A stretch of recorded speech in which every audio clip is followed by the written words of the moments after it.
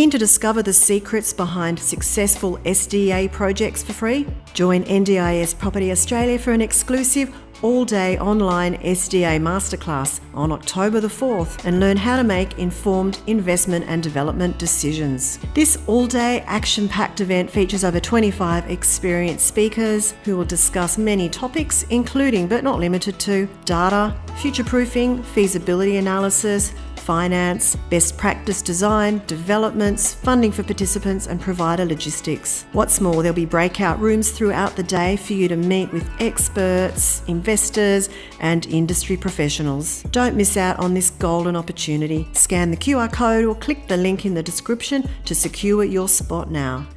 See you at the masterclass.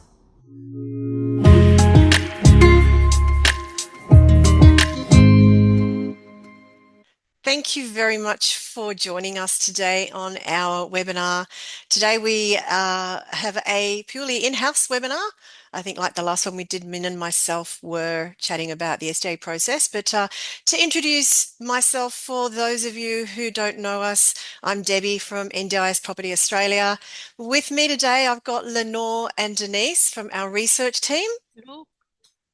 And we are going to be talking about our data research and feasibility process, mainly about the data, touching on the different reports that we have on offer, and a little bit about financial feasibilities as well. So just to give people an overview and an understanding of all the work that we do here in the background, our research team do to analyze properties, products, SDA, houses, units, everything. There is a lot that goes into it. Obviously, we know that the supply and demand data is really important when we're looking at doing an SDA development or if someone's looking to buy. So just wanted to introduce you to, what goes on in the background and how much hard work this is that our team puts into it. So a little housekeeping, there is a Q&A box down at the bottom of your screen. If you do have a question, please feel free to type it in there. Lenore and Denise, if they're not speaking, they will, or myself, we will try and answer any questions as we go.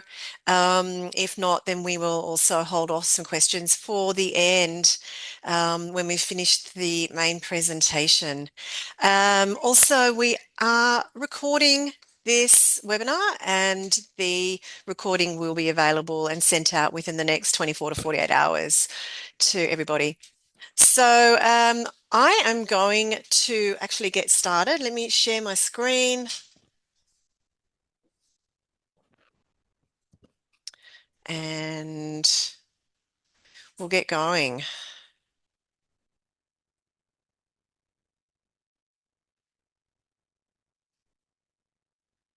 Okay, I hope that you can all see that. So yeah, as I mentioned, we're talking today about the data research, the analytics, and touching a little on investment feasibility for SDA. So I wanted to run firstly through some market trends, just so everyone's got a bit of an understanding of where the SDA market's actually at, and why the data is so important. So Specialist Disability Accommodation was not introduced when the NDIS first came out in Australia, which was in 2013. The SDA scheme as part of the NDIS didn't come out until 2016. So we're now 8 years in. I guess in the first few years, there wasn't that much development as people were still learning all about it. What there was, builds were maybe based on the assumed SDA design. There were no design guidelines back in those initial few years. In 2019 only did the SDA design standard actually get released for the 4 different categories of SDA design, being improved livability, fully accessible, high physical support, and robust. So up until that time, people were building to what they believed was required, the requirements, but it wasn't necessarily best design or best practice. And even when the design standards came out, we realized that those minimums were actually not good enough either. And really, the SDA properties need to be built far above the minimum guidelines with a lot of best practices and future proofing involved. So now that we're 8 years in, the market is definitely maturing.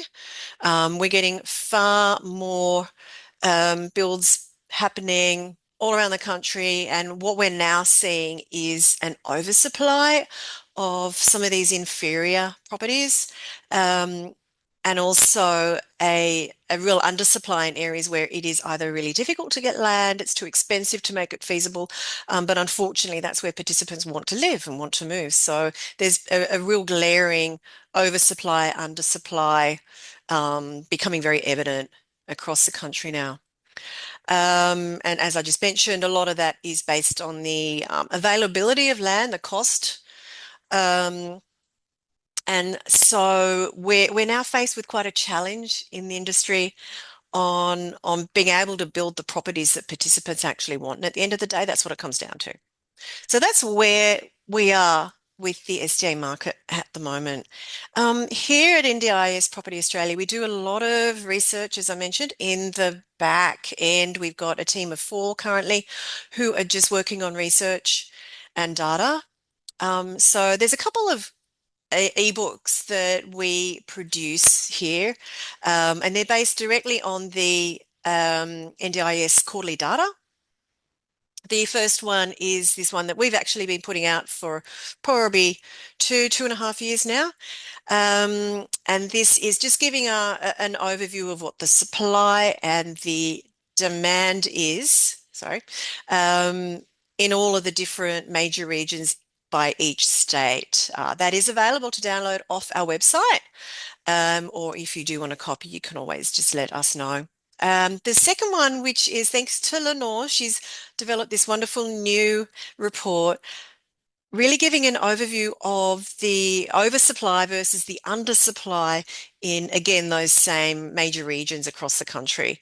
So I've just put a snapshot in there of a couple of different pages in these reports. This one is brand new. We don't yet have it available to download off the internet or off our website. It soon will be. However, if you do want a copy of that, please do let us know and we'll be more than happy to send that through to you.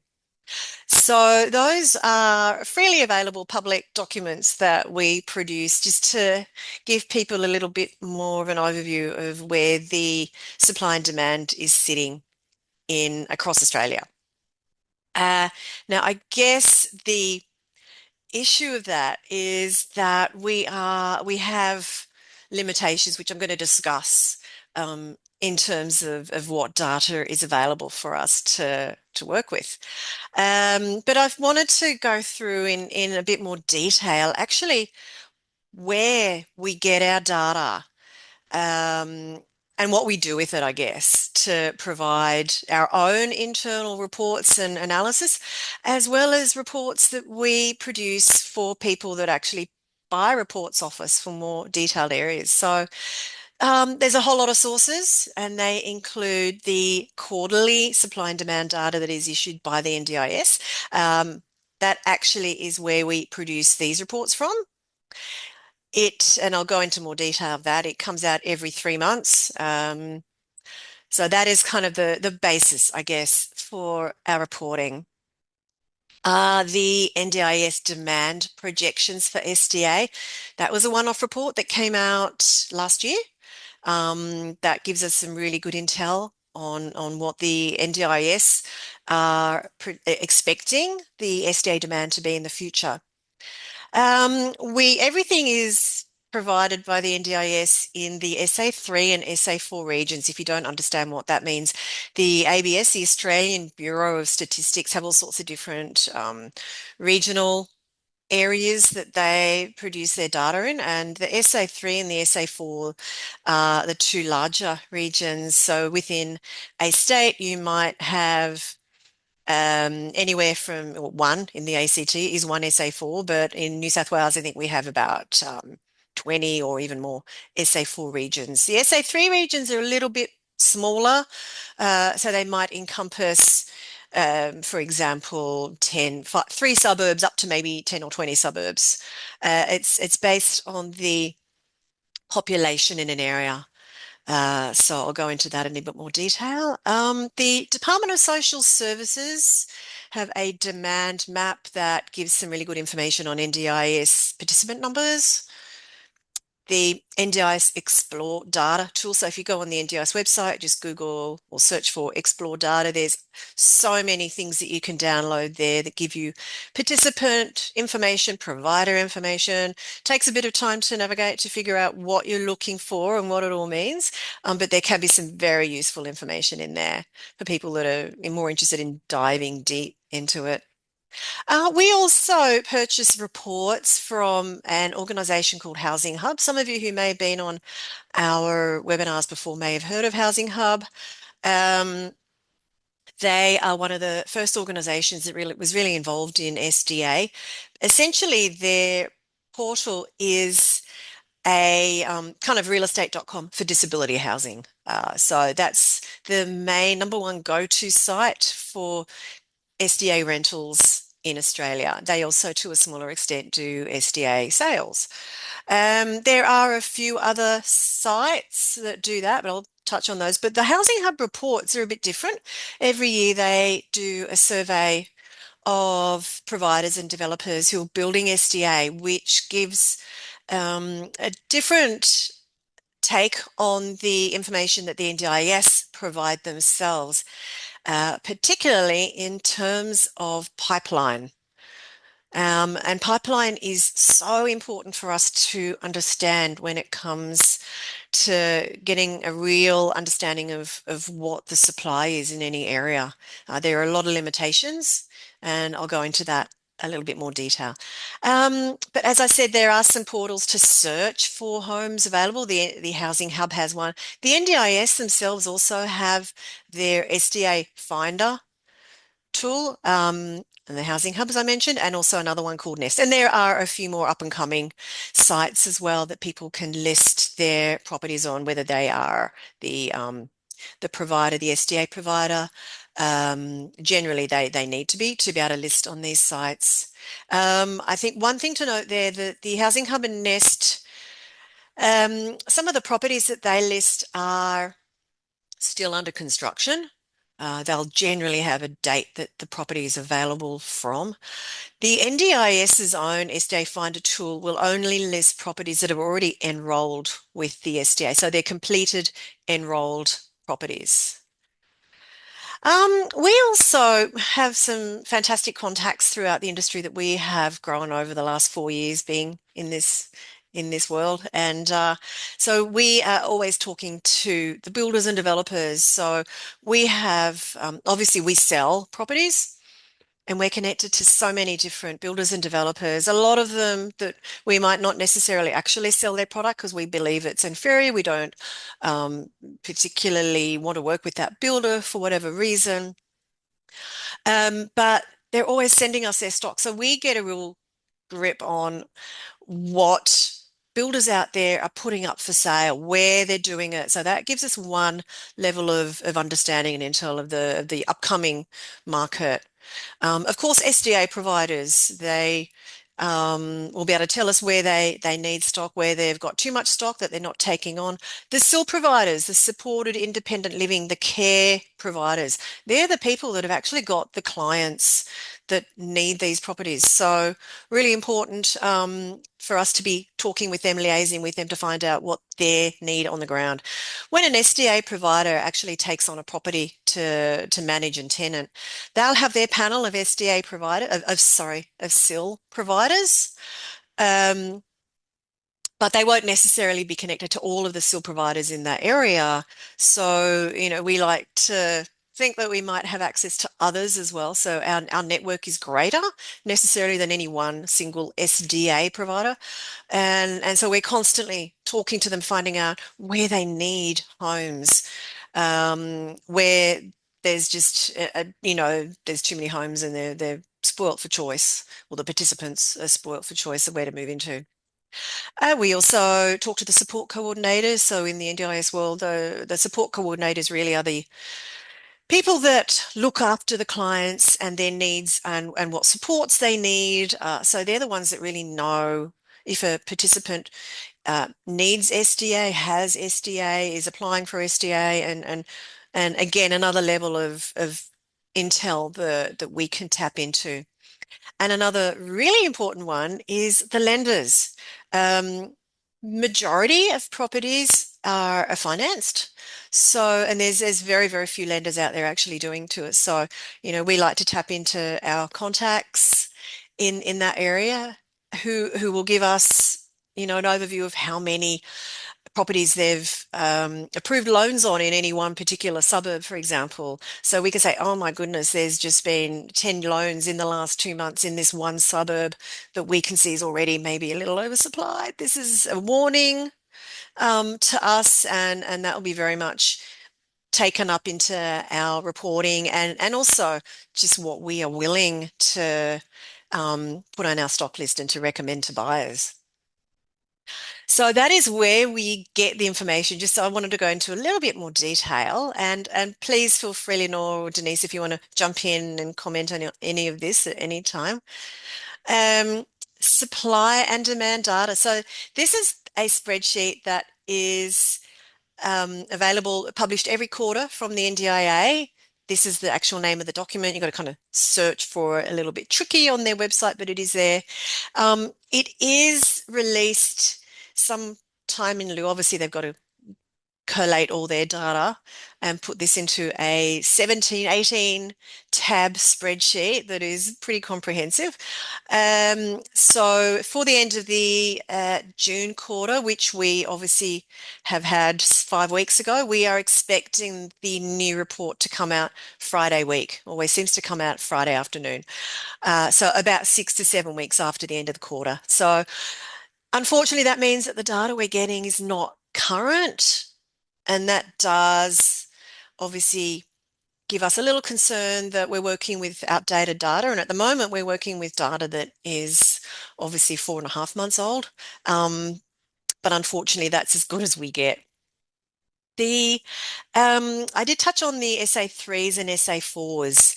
Now, I think maybe Lenore, do you want to explain this map and what it actually means? Yes, okay. So this is an example of an SA2 within an SA3 within an SA4. So the SA2 is basically a suburb. It's a smaller region. So if you are interested in investing in Broadmeadows, for instance, this SA2, then we do not get data on at the level of the SA2. Our lowest level of information is at the level of the SA3. And even at the SA3, we do not get everything. The most broadly available data or most refined level of data is on the SA4 level.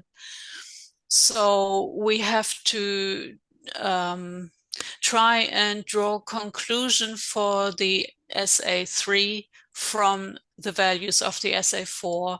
And so this is an example of, well, Melbourne Northwest with the Broadmeadows, Tullamarine Broadmeadows SA3 being much closer to the Melbourne CBD than the rest of the SA4.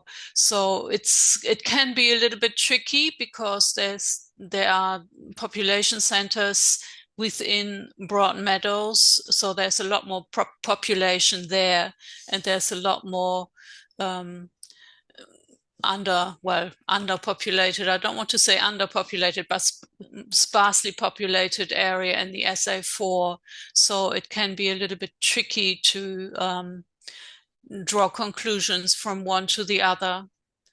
But yeah.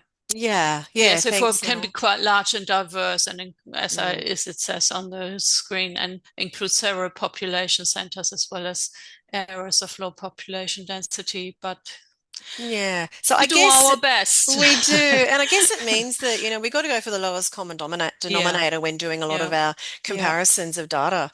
And unfortunately, that's the SA4.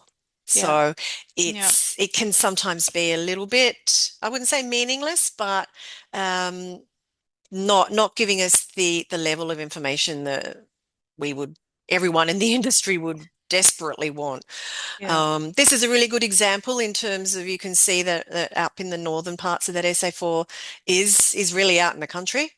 And then you've got south of the Broadmeadows SA2, you can see there's, even another part Mm. that's really close into the Melbourne CBD. Another great example for those of you who might be familiar with the Gold Coast. Um, the Gold Coast region is one SA4. And so it stretches from the New South Wales border all the way along the beaches, all the way up towards Brisbane, and inland. And if we're looking at what for example, the pipeline data is on the Gold Coast, all we know is the overall number of builds that are under construction. We don't know where they are. We don't know if they're up in Coomera and Ormo. We don't know if they're down at Broadbeach or Surfers or Miami or wherever they may be. And that can make it really difficult. So that's why Mm. we really rely heavily on our other intel to be able to give us a little bit more clarity on this. And also the Housing Hub reports gives us a little bit more clarity too on the pipeline, because they in their survey do actually break down the pipeline into SA3 regions. Its limit for the Housing Hub report is that it's only based on survey participants who actually provide that information, and we know it's not the whole picture. But we really use it as more of an indication of where things are being built within Mm. that greater SA4, that we can get We, only really assume, can't we, Lenore? yeah, we don't have 100% certainty of on anything here. Yeah, It's an indication, yeah, just like absolutely. the NDIS data is not 100% right because, people fall through the net Mm, and the data is not as Debbie pointed out, the data is all, well, not old as such, but it's not the actual data right now, yeah, and we don't know what the future will bring. We are looking ahead, but we are looking back with our analysis, but we're trying to look ahead with our analysis because we're yeah. planning ahead. So yeah, it can be a bit tricky.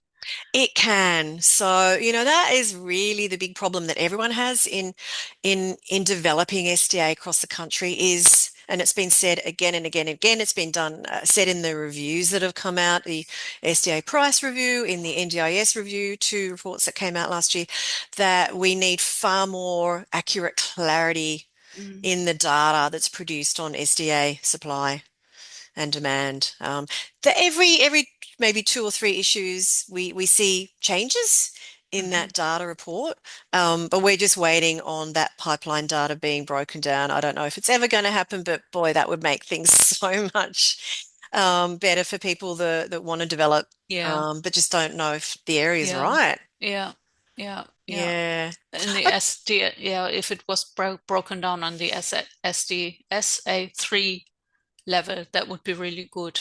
It would be so much better. Anyway, we can Yeah, only work with what we have at this point in time.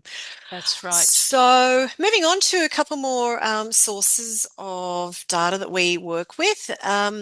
This one on the left, the purple, is actually a snapshot of a page from a report that was produced by the NDIA last year, dated June. It didn't actually get released to the public until about August, I don't think, or even later.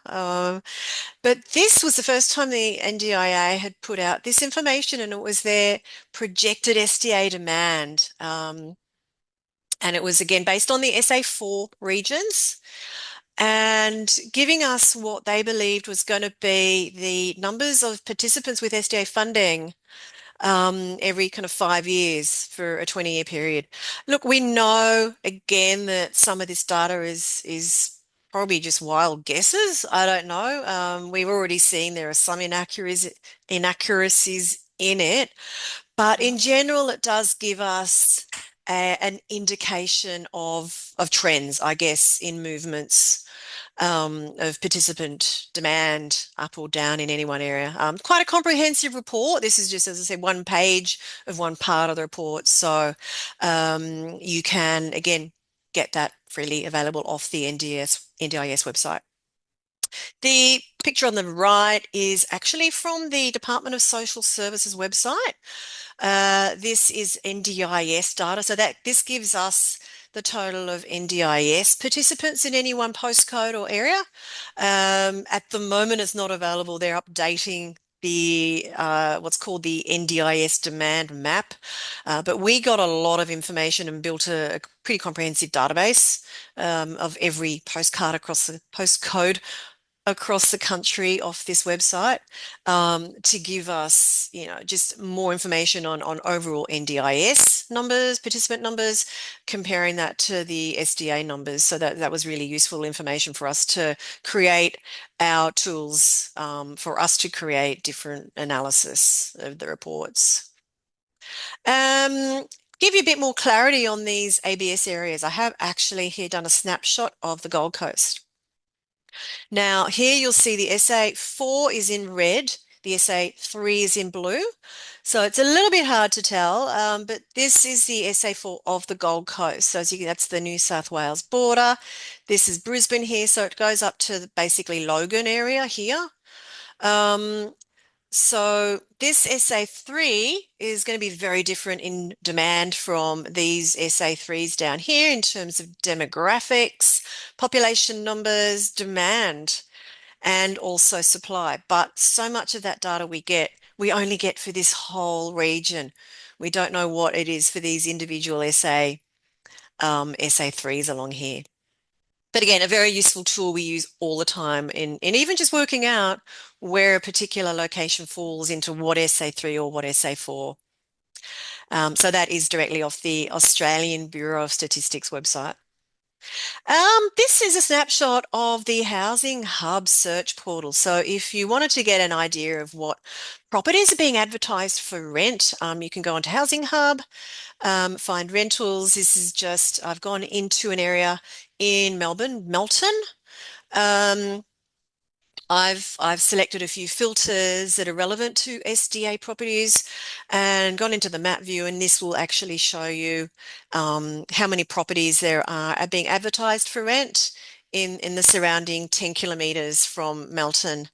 If you click on one of these numbers, it will then pop up with the properties, and you can go into each individual property to find out if it's currently available or if it's maybe still under construction and available in 3 months' time or whatever. So that will give people the ability to look at also what's out there. And we very much use this tool as well as the GoNest tool, the NDIS's own SDA Finder, when we're analysing the supply in any one area and the demand, narrowing it down to literally a postcode, which we can't do with the NDIA published data. So that straight off the housinghub.org.au website. So I'm going to talk a little bit about the supply and demand reports, or maybe I might get Lenore. Do you want to cover this a little? Yes. Yeah, so this is supply and demand report. So this is an example for, well, it doesn't matter what it's an example for because they're all standard and at the same time they're individual. So we do this for every required area. So we I don't really know what you want me to say. Oh, okay. Well, I'll talk it through with just what we include in this report. Yeah, so we include the demand for the SA3 and the SA4, so the SA3 being within the SA4, and also the supply, the number of places that are available and how many participants are actually seeking, how many participants are actually in SDA, how many are seeking, and how many participants are receive or are about to receive SDA support. Then we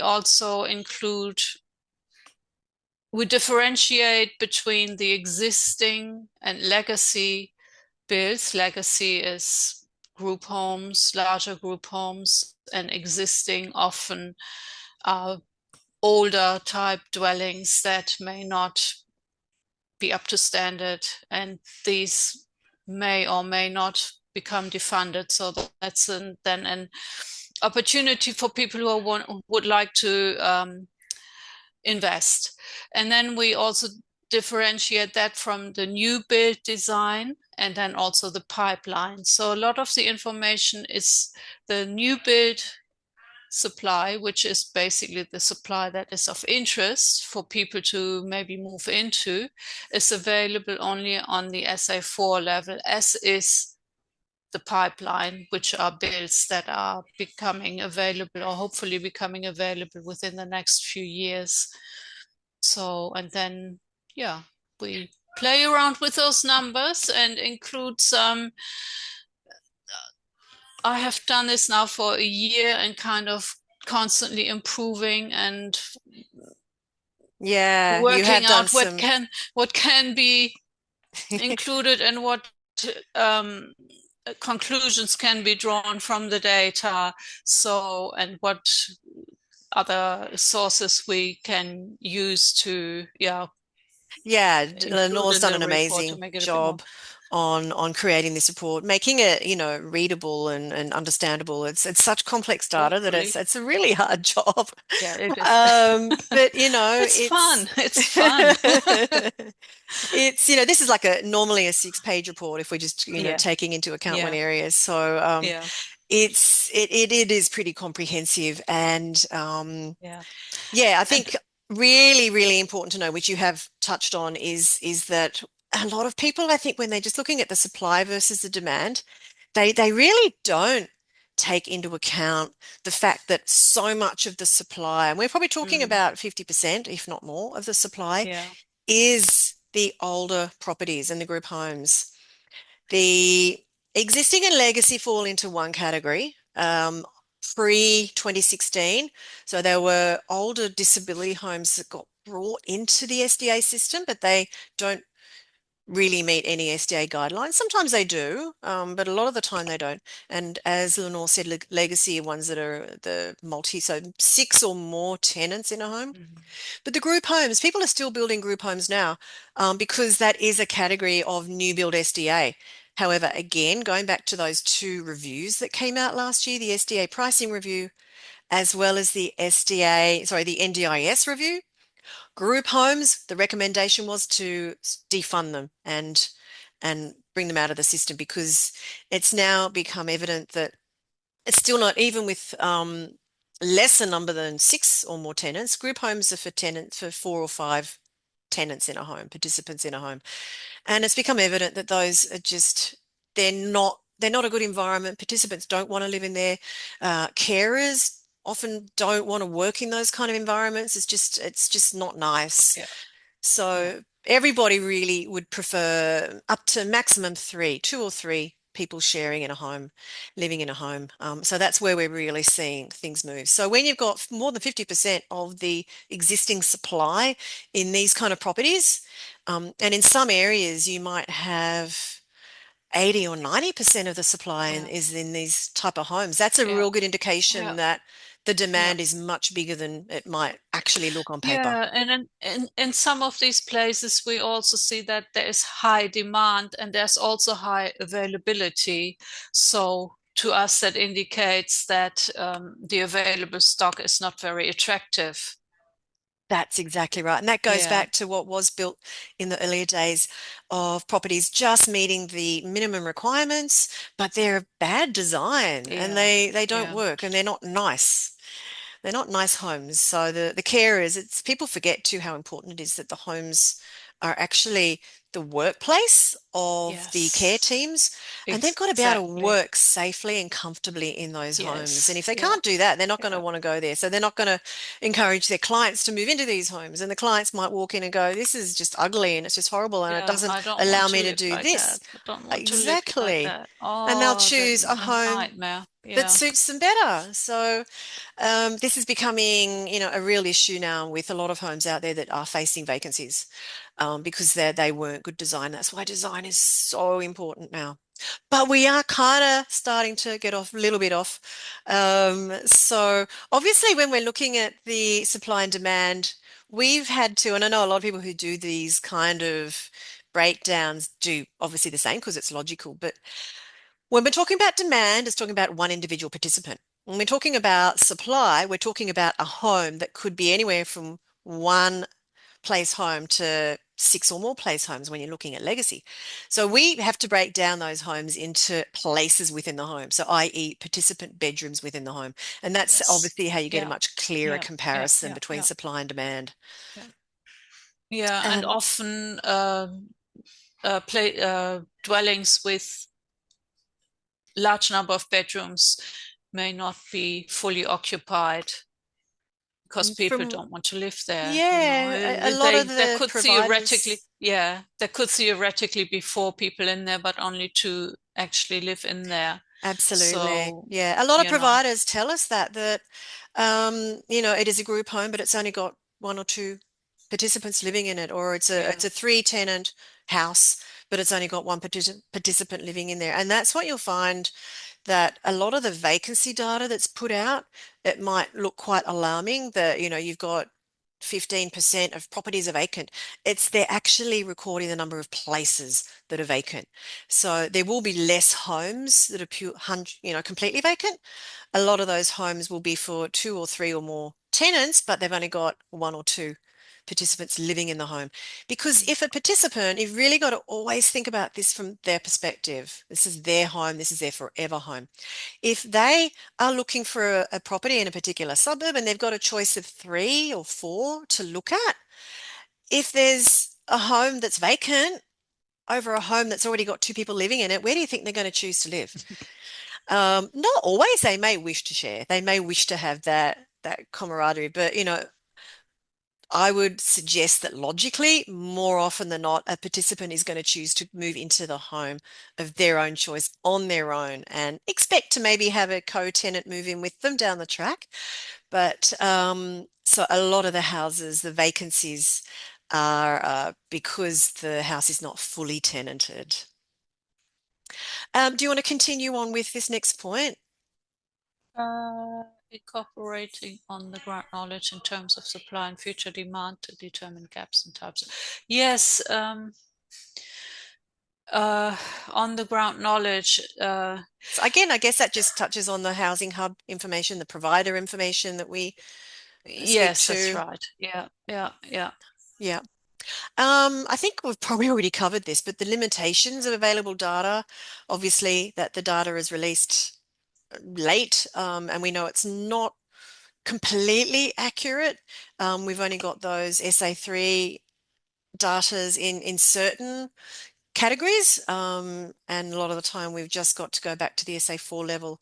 And again, the Housing Hub survey again is whilst it's wonderful information, it is very limited because it just relies on people that actually Yeah, submitted their survey yeah, yeah, yeah, findings. yeah, Yeah, yeah. but we do have a lot of that on the ground knowledge that does give us the ability to counteract the limitations of what the public data out there is showing. So just on the reports, we actually do a whole bunch of different reports that you can order from us. The data would be our most commonly asked for report, but we go right through to doing full consultations. So that's on our page. That is ndis.property/reports if you wanted to have a look further over that.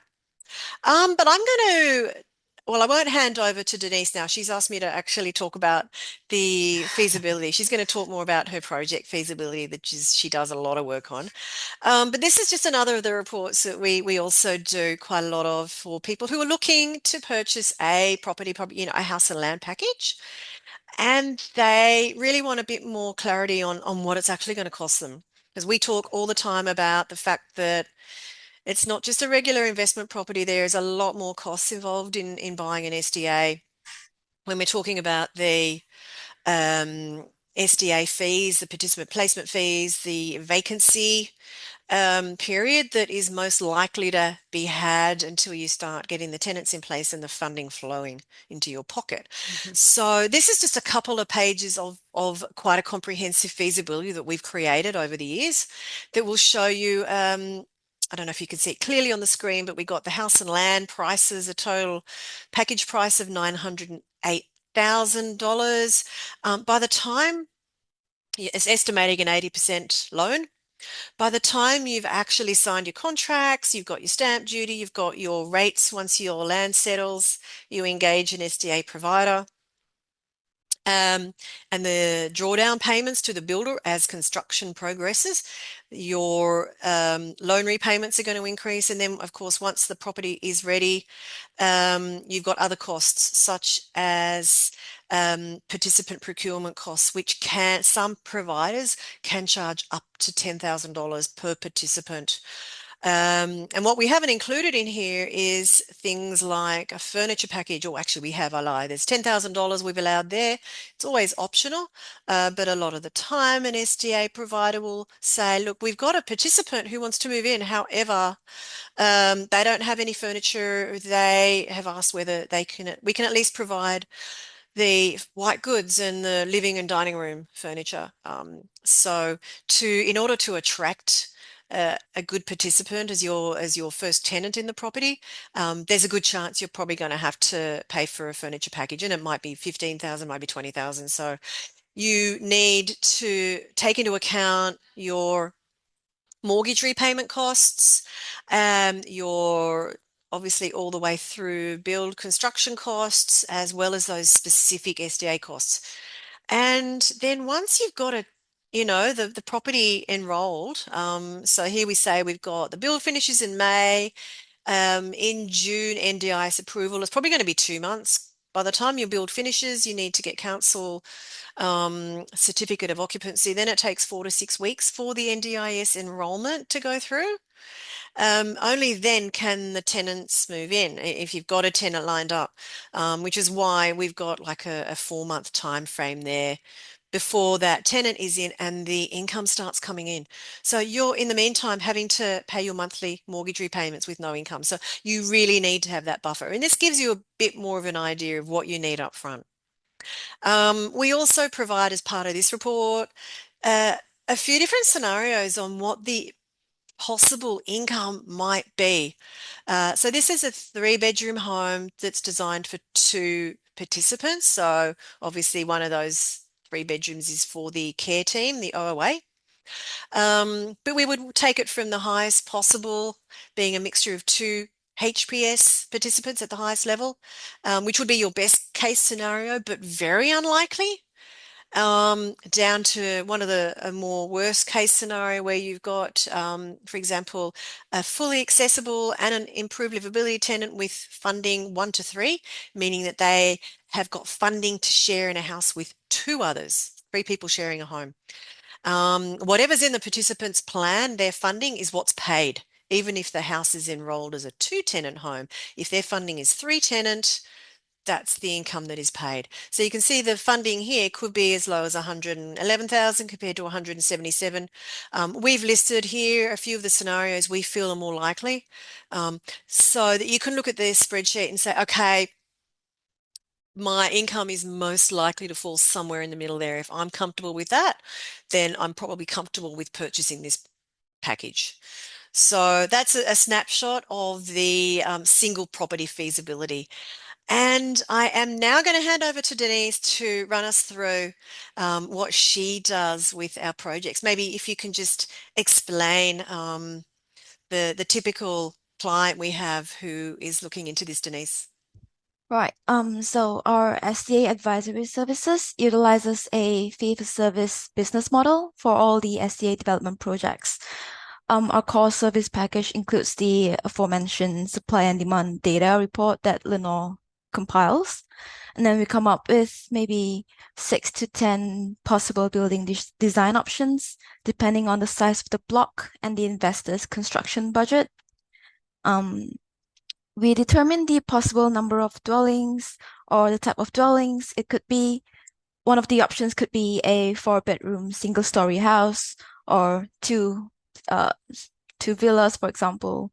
So for each of these design options, there are tenancy mixes, which Debbie kind of delved into before. It's essentially a full breakdown of the potential tenant combinations, and we calculate the average potential gross and net yields for each of the options. We have this SEA report afterwards where it goes into detail regarding each of the building options, including a SWOT analysis. And then we provide a recommendation to help investors determine whether to keep the SDA, to sell after they're done building it, to sell it to other investors, or to maybe fill up the building with tenants first and then sell it at a higher price. So yeah, we have a STA and MTA feasibility report in there. To those who don't know what that means, STA is short-term accommodation or respite, and MTA would be medium-term accommodation. So if your STA house has a vacant room, for example, you can turn that into an STA or MTA or an Airbnb. So to maximize your profits, right? So we check the feasibility on how viable it is to do that for your dwelling. Finally, we have this property investment analysis report that shows the pre and post-tax cash flow investments, the incomes, the expenditures, and provides a short and long-term analysis on your overall return on investment, your ROI. So yeah, this all comes down to between $4,000 to $10,000 for 3 to 5 weeks worth of work. It could, again, depends on your site and your budget. It could be more, it could be less. Um, so next slide, please. So if needed, we can also take it through a more project management phase, which can be as much or as little as the investors need us to do. This can include a build timeline assessment on the development project, the viability of the dwelling design, including like calculating the ground floor area, the private open space, and all that. We also help to vet designers, builders, architects, and even providers for the investors. And as a backup plan, we have a provider procurement support. We have this service called SDA Housing Assist, where we basically work in conjunction with your SDA providers to help source participants to stay in the house. Again, it's not 100% guarantee. It's just a backup plan in case anything fails by the end of the construction um building. Yeah. So that Okay, is sorry. go on. Yeah. So the one over there, that's an example of the SDA report that we do on the spreadsheets before. So yeah, that's all there is. Yeah, thanks, Denise. I just want to Welcome. touch back also on the here when we talk about STA and MTA. You would not find that if you had a house that's partially tenanted, you wouldn't rent out a room as a short-term accommodation. Oh yeah. Potential to put an MTA participant in there. MTA is generally approved to participants who are awaiting their SDA home or renovations to their own home. But in most cases, they've already got SDA funding and they're waiting for a home to be completed. But if the entire dwelling is vacant, then it could potentially be an STA respite property. Especially if you might have a project, quite a few of the developments that we have advised on are a site large enough where it can be essentially like a manor house, a large two-story property that looks like a house from the outside, but essentially on the inside, it's like 4 or 5 units. So each of those are individual tenancy units, and as far as the NDIS is concerned, they are enrolled as apartments. So in that case, then absolutely you could have a mixture of STA, MTA, SDA apartments. But that's just, I guess, another part of the analysis, just to give a potential investor an idea of what can be done with the property, if not just taking into account SDA income. And I want to also just touch a little bit more on the SDA Housing Assist. It is a new service that we've introduced in the last few months, really to assist owners who, we've had a lot of people coming to us who've purchased an SDA property with another organization, and they have found themselves left with a property that is either complete and empty or close to completion, and they're struggling to engage an SDA provider, and they really need help, because without an SDA provider, you can't really do anything with the property. It's not enrolled as an SDA, and therefore you can't put tenants in. So pretty much what we do is, with wherever that suburb, that house is located, we do a lot of marketing ourselves of that property, but we literally go to every possible potential organization, whether they're an NDIS provider, so it's SDA provider, a SIL provider, they might be a support coordinator, they might be a occupational therapist or another allied health professional, anyone who might possibly have clients who may be eligible for SDA, and just to find out, firstly, if they do, if this might be suitable, and secondly, just to put the word out there. So it is very much a backup service that we offer, because the first it should always be going through the SDA provider to be the organization to source the participants. But sometimes they're stretched and they're not at full capacity, can't necessarily do as much as they'd like to do. So it's just a service that we offer to the property owners as a backup plan B, if you like. So I think that covers the presentation. So we do have one question sitting here, which I will try to answer, from Angela. Hi, Angela. There's a growing number of self-providers for SIL. How can you capture the demand of SDA-approved SDA participants looking in particular areas? We've not seen any SDA builds in our area, and the only SDA builds do not permit SIL self-providers, i.e. own team. Yeah, look, the SIL providers, i.e. the organizations providing care, a lot of them are hired directly by the participant. That is true. And yes, some SDA providers, when they manage a property, they have their agreements with SIL providers. It does make it it's a very complicated space. How does that impact on the true demand in those areas? Again, a really good question. And really only something that we can get a glimpse of that demand by speaking to different, as I said, the different SILs and SDAs, the support coordinators, who usually are very heavily involved in the participants' plans and organization of their SDA funding. But yes, there's a glaring gap in information on finding the right property to match the right tenant. And a lot of the time we're finding that people on the participant side of things, the SIL providers, the support coordinators themselves don't even know where to go to look for SDA homes. So there is a huge disconnect between the two sides, people developing and building SDAs and the people who need those homes. And all we can do is hope that that gap closes up quicker, sooner rather than later, because it is leaving a lot of investors and property owners in a pretty bad situation.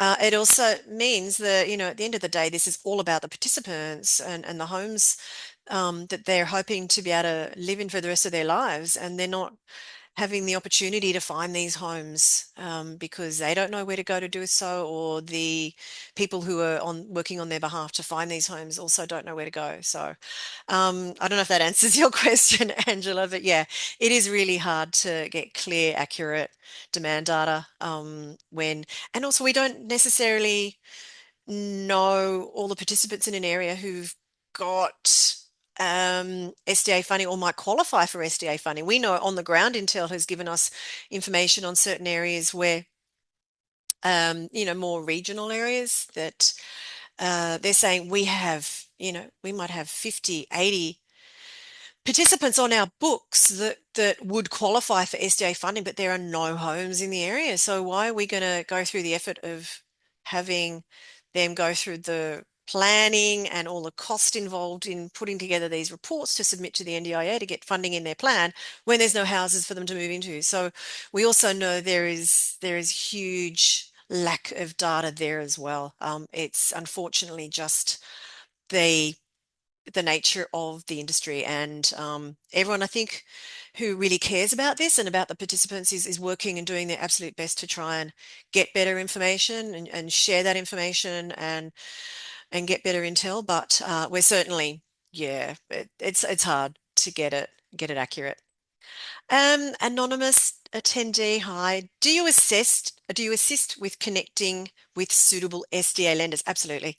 There are very few lenders, as I mentioned at the beginning, and really you need to be dealing with an organization that knows what they're doing, that has access to the right valuers, because these properties cost a lot more. If you've got a regular value going in and valuing it as a normal residential property, it will be way undervalued, and it will be, you're not going to get finance. There's going to be all sorts of complications. So you do need to go to the right lenders who know what they're doing and understand the NDIS space, and we can absolutely recommend you.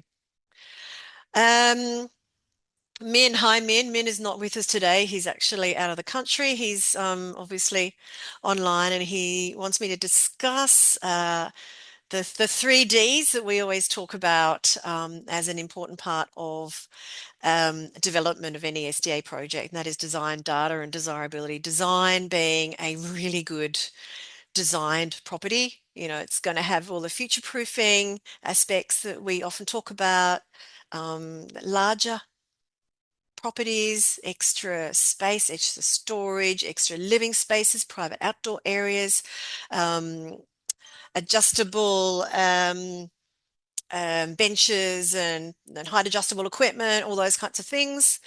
Data, we've just been talking about the data, and desirability. So that comes down to also the location and just it being a Location. desirable Yeah. property for a participant to live Yeah. in it. They've got to want to live in it. It's got to be desirable for them, because at the end of the day, they have the choice and control. And if they don't want to live in that property, they don't have to. They'll hold out for something that they want to live in more. So I guess the data is incredibly important, but the design of a property is equally important there. Um, so we haven't got any more questions. I'm not sure if Denise and Lenore had any other thoughts, comments that they wanted to leave us with.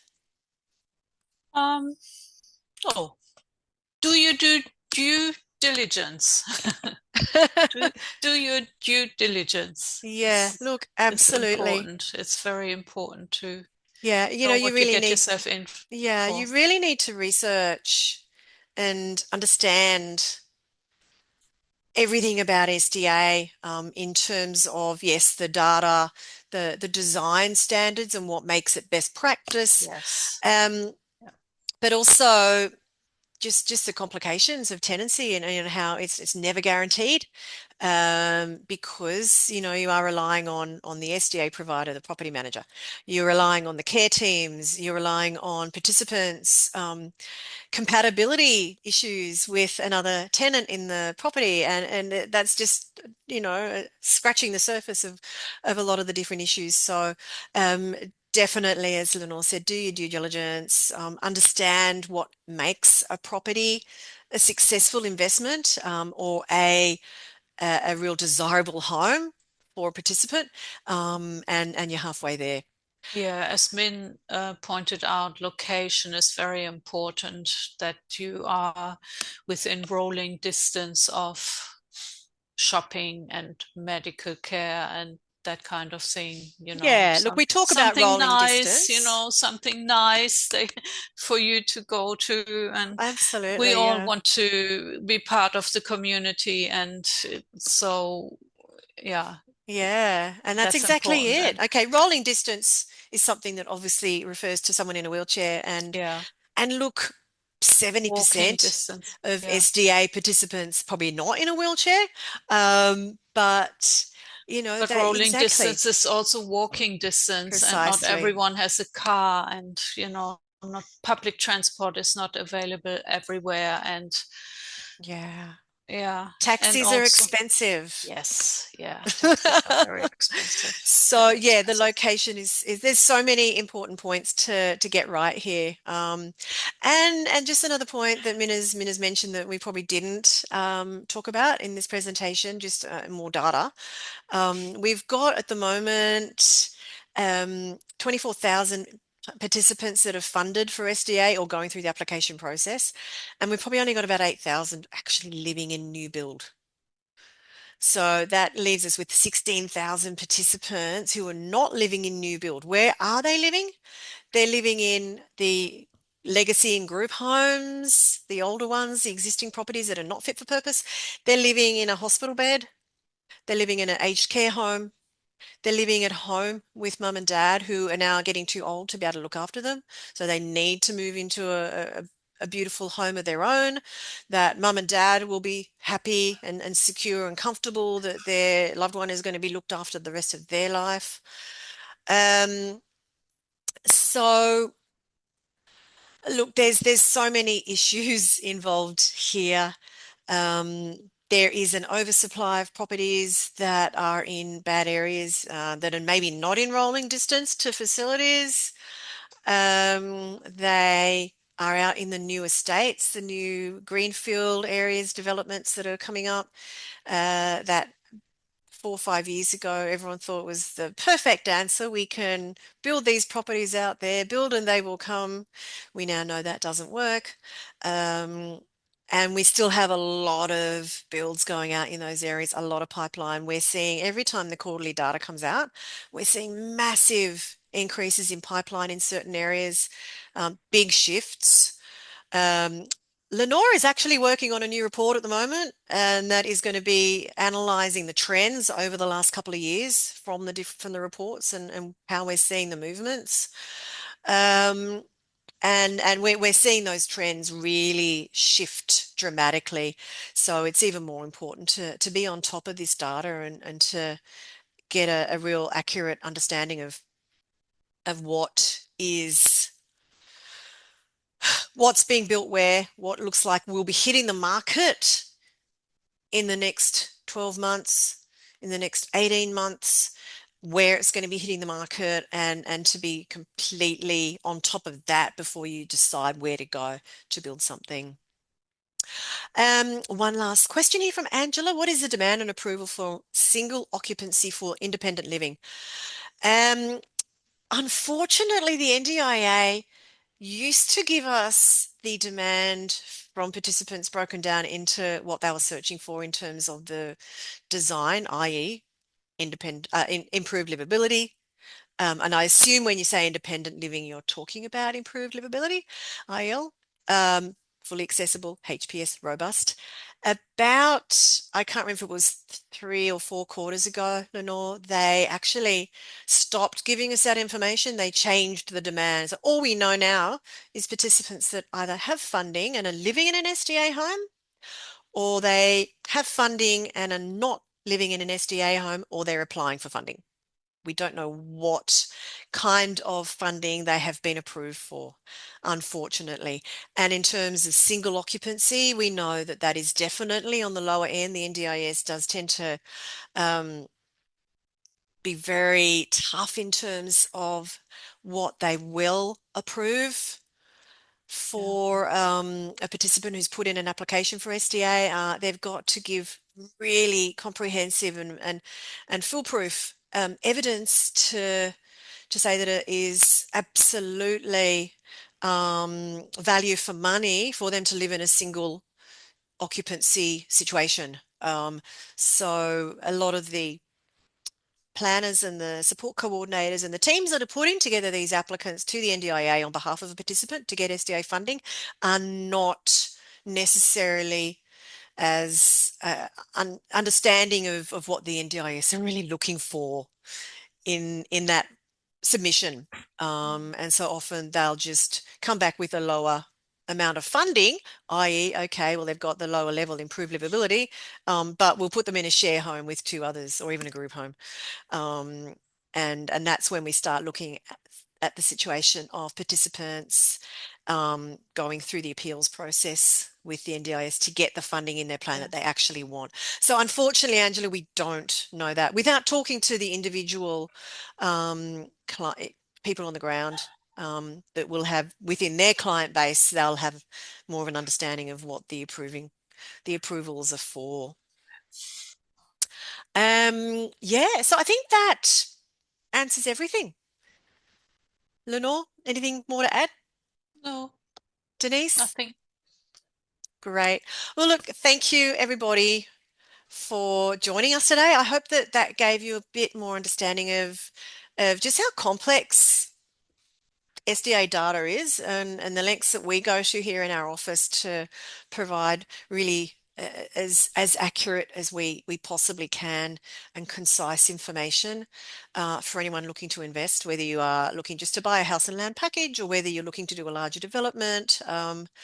You know, that we have a team here that are really experienced in this space and really understand it, and will be able to give you some good information as part of your due diligence process. So thank you so much again to everyone, and have a great rest of your day.